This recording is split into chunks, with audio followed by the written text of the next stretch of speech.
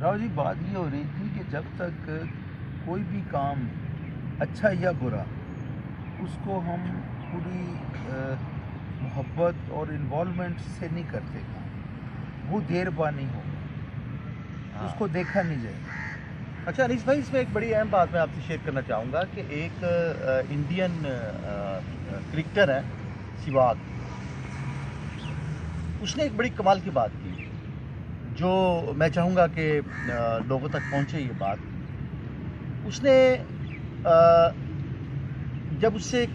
Cricket کے اندر بہت اچھا پرفارمنس نہیں ہو رہی تھی، اس سے اچھے رنز نہیں بن رہے تھے، وہ بہت اچھا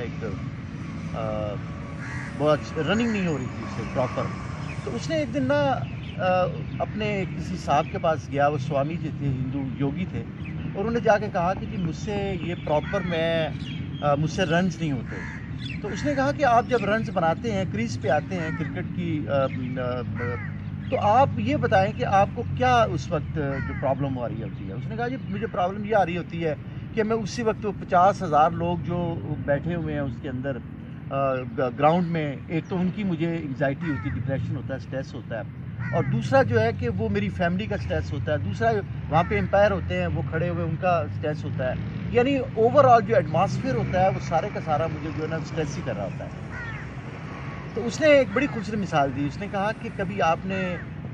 سہواگ کو کہنے لگے سوامی جی کہ کبھی آپ نے لٹو کو گھومتے ہوئے دیکھا ہے؟ میں نے کہا جی دیکھا ہے۔ تو کیا لٹو جو ہے جب گھوم رہا ہوتا ہے تو کیا وہ لٹو جو ہے وہ پورے کا پورا کنسنٹریشن کہاں ہوتی ہے اس کی؟ اس نے کہا تو وہ تو اس کی پوائنٹ پہ ہوتی ہے، جو اس کا جو پوائنٹ ہوتا ہے اس کے اوپر ہوتی ہے، پورے لٹو اس کے اوپر گھوم رہا ہوتا ہے۔ تو اس نے کہا کہ اسی طرح سے جب اگر آپ یہ چاہتے ہیں پرفارمنس بڑی اچھی زبردست، تو آپ وہ جو ماحول آپ کا ہے اس سے ڈی ایسوسیٹ ہو جائیں، کسی طرح سے آپ کسی چیز کا سٹریس نہ لیں اپنے اوپر۔ تو اس کی بات سمجھ میں آ گئی۔ اس نے کہا صرف آپ نے ایک بات کو سوچنا ہے کہ وہ جو دوسرا شخص ہے جس کے ہاتھ میں گیند ہے، جو بالر ہے، اور آپ کے ہاتھ میں بلہ ہے، آپ نے صرف دو چیزوں کو کنسنٹریٹ کرنا ہے، بلے کو اور آپ کے ہاتھ کا بلہ اور اس کے ہاتھ کا جو گیند ہے۔ اس کے علاوہ آپ نے ساری چیزوں کو ایک سائڈ پہ رکھ دینا ہے، جس کی خوبصورت ایک شعر میں نے پہلے بھی آپ سے عرض کیا تھا کہ خوبی دکھا کے کھیل میں فتح و شکست کو بھول جا۔ اب وہ تمام تر جو آپ کا جو سراؤنڈنگ میں جو کچھ بھی ہو رہا ہے، آپ اس سے آپ ڈی ایسوسیٹ ہو جائیں، اور آپ کی صرف ایسوسیشن بات پہ ہونی چاہیے کہ میں نے اس کے یہاں پہ میری پرفارمنس کیا ہوگی،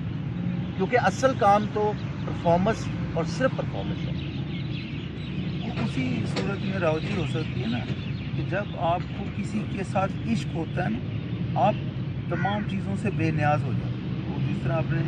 سنا ہوگا کہ مجنوں جب گزر رہا تھا تو کوئی آدمی نماز پڑھ رہا تھا، تو اس کے آگے سے گزر گیا، اور اس نے جب وہ سلام پھیرنے کے بعد اس نے کہا یار تو نے یہ دیکھا نہیں کہ